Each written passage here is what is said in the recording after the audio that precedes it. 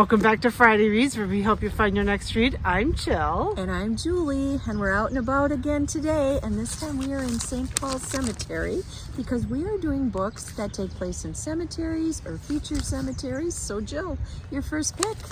My first pick is Her Fearful Cemetery by Ari Niffenegger.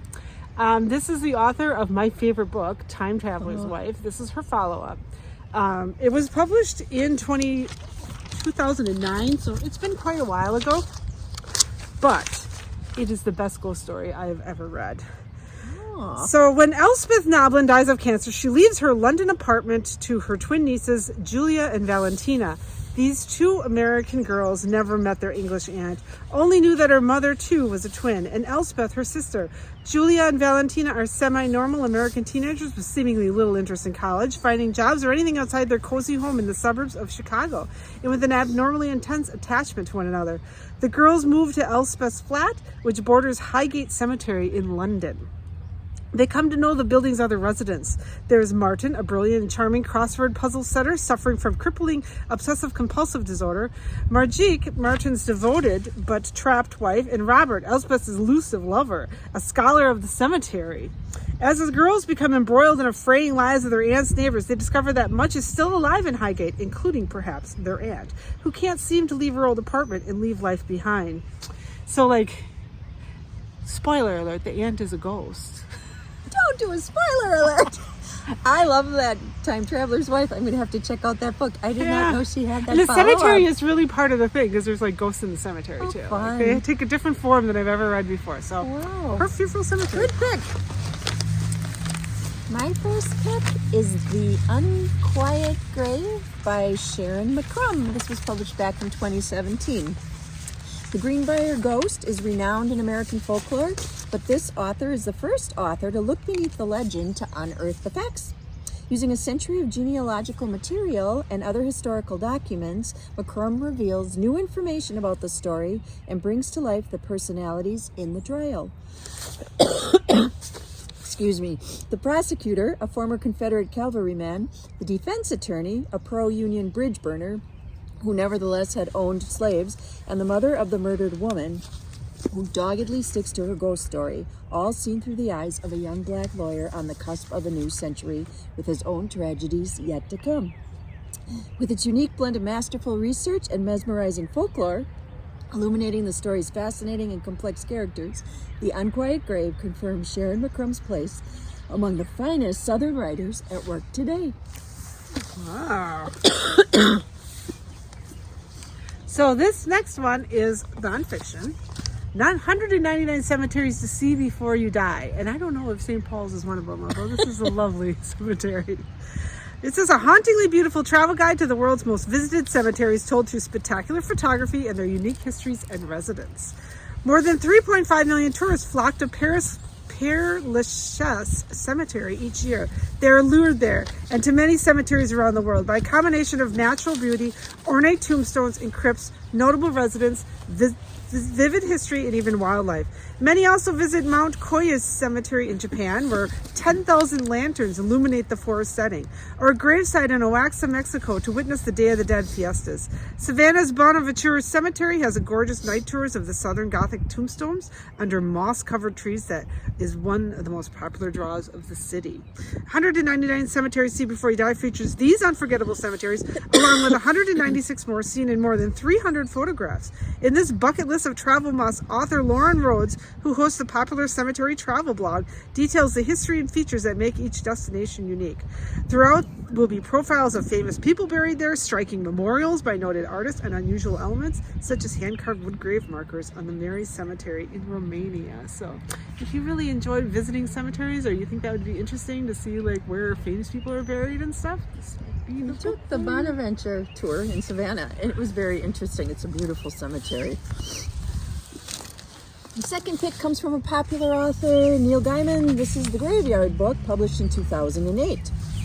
Nobody Owens, known to his friends as Bod, is a perfectly normal boy.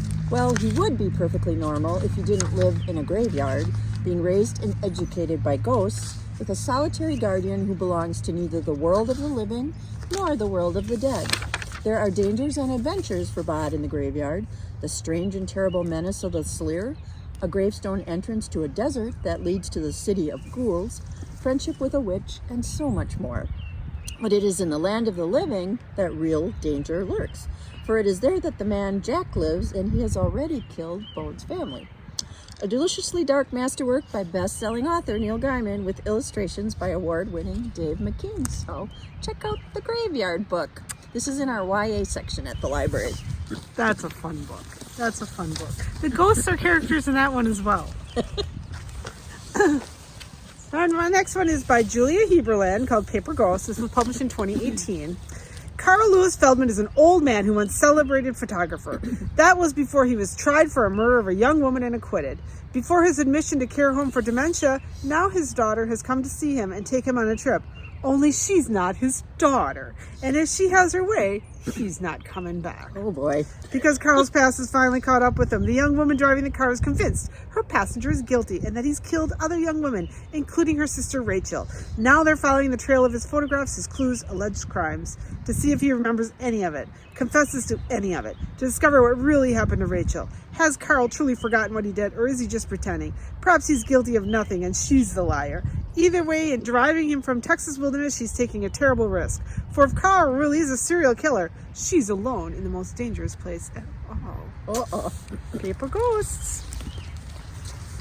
The third book is a book we've used before, and this is The Story of Arthur Trulove by Elizabeth Berg, published back in 2017.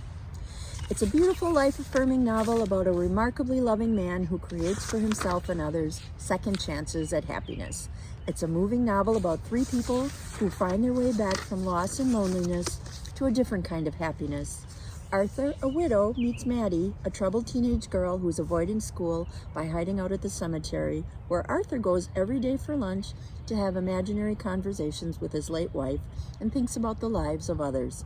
The two strike up a friendship that draws them out of their isolation.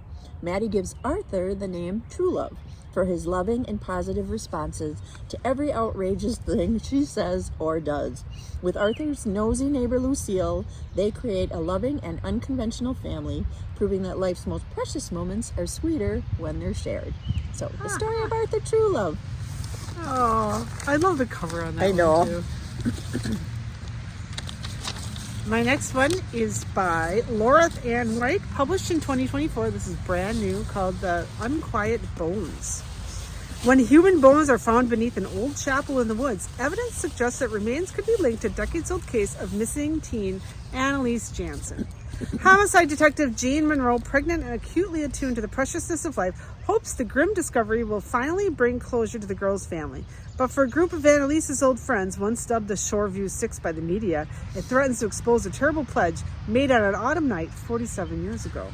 The friends are now highly respected, affluent members of their communities, and none of them ever expected the dark chapter in their past to resurface. But as Jane and forensic anthropologist Dr. Ella Quinn peel back the layers of secrets, the group begins to fracture. Will one cave? Will they turn on each other? The investigation takes a sharp turn when Jane discovers a second body, that of a boy long blamed for Annalise's disappearance. As the bones tell their story, the group learns just how far each will go to guard their own truth. The Unquiet Bones. Fourth pick also comes from a popular author, and it's Lisa Jackson's The Third Grave, published back in 2021. If you're fans of Sandra Brown or Iris Johansson, you may like this book. Return to the dark side of Savannah, Georgia, where a crime writer and her detective husband are working a cold case and hot on the trail of a killer whose work isn't done. The old Beaumont mansion is a rotting shell of its once grand self, especially after a disastrous hurricane sweeps through Georgia. The storm does more than dislodge shutters and shingles. It leads to a grisly find in the cellar. 3 graves, but only 2 skeletons. For Nikki, the discovery is a gift, the perfect subject for her next crime book, though Reed has made her promise not to keep involving herself in dangerous police business. But despite the increasing tension between them, Nikki can't stay away from this story. Rumors are widespread that the burial site is the resting place of the Duvall sisters, 3 young girls who went to the movies with their older brother Owen 20 years ago, but they never returned. Forensics confirms that the remains belong to Holly and Poppy Duvall. But where is the youngest sister, Rose? Because we only have the 2 skeletons. Owen Duvall was and remains the prime suspect, alibi or not. But as Nikki and Reed delve deep into the mystery, fractures in the case begin to show. There's more to the sisters' disappearance than anyone ever guessed. Far from an isolated act, those deaths were just the beginning, and there will be no rest and no relenting until the killer has buried the twisted truth along with his victims. So, The Third Grave by Lisa Jackson. Wow, Lisa Jackson, she knows how to write a book, I'll tell you She that. sure does. So my last one is a graphic novel. It's actually a graphic memoir, if that makes sense to you. It's called Fun Home. It's got kind of a weird cover to it here. In this graphic memoir, Alison Bechdel, the author is Alison Bechdel, so it's under Bechdel in the biographies actually, charts her fraught relationship with her late father. Distant and exacting, Bruce Bechdel was an English teacher and a director of the town funeral home, which Allison and her family referred to as the Fun Home. It was not until college that Allison, who had recently come out as a lesbian, discovered that her father was also gay. A few weeks after this revelation, he was dead, leaving a legacy of mystery for his daughter to resolve. So, about growing up in a funeral home, if you want to read about that, this is the book for you. Fun Home. I read that graphic novel, and we saw the play when UW Fox Valley did it. It's very good. My last pick comes from the nonfiction selection, and it is Over My Dead Body, Unearthing the Hidden History of America's Cemeteries by Greg Melville. I think you can read that. The summer before his senior year in college, Greg Melville worked at the cemetery in his hometown, and thanks to hour upon hour of pushing a mower over the grassy acres, he came to realize what a rich history and story the place told of its town. Thus was born Melville's lifelong curiosity with how, where, and why we bury and commemorate our dead. Melville's book is a lively, pun intended, and wide-ranging history of cemeteries, places that have mirrored the passing eras in history, but have also shaped it. Cemeteries have given birth to landscape architecture in famous parks, as well as influenced architectural styles. They've inspired and motivated some of our greatest poets and authors, Emerson, Whitman, Dickinson. They've been used as political tools to shift the country's discourse and as important symbols of the United States' ambition and reach. But they are changing and fading. Embalming and burial is terribly toxic, and while cremations have just recently surpassed burials in popularity, they're not great for the environment either. So the author explores everything: history, sustainability, land use, and more, and what it really means to memorialize. So some of the locations visited in this book: some famous places: Burial Hill in Plymouth, Massachusetts, Sleepy Hollow Cemetery in Concord, Massachusetts, Central Park in New York, New York, Gettysburg National Cemetery, Arlington National Cemetery, and the Hollywood Forever Cemetery in Los Angeles, California. So, Over My Dead Body, Unearthing the Hidden History of America's Cemeteries. You could go along with the other book. Exactly. Well, we hope if you're interested in cemeteries and you like that kind of thing, you would we get you some good books to read. We've got some good ghost stories for you too. Yeah. Seems we're in spring, but we're doing ghost stories. So we thank you for watching our videos. Find us on our Facebook page, on our Kimberly Public Library website, on our YouTube channel. Drop us a line. We'd love to hear what you're reading. Jill and I are having fun getting out and about in the village of Kimberly and Combined Locks. So until next time, we thank you for watching. Bye.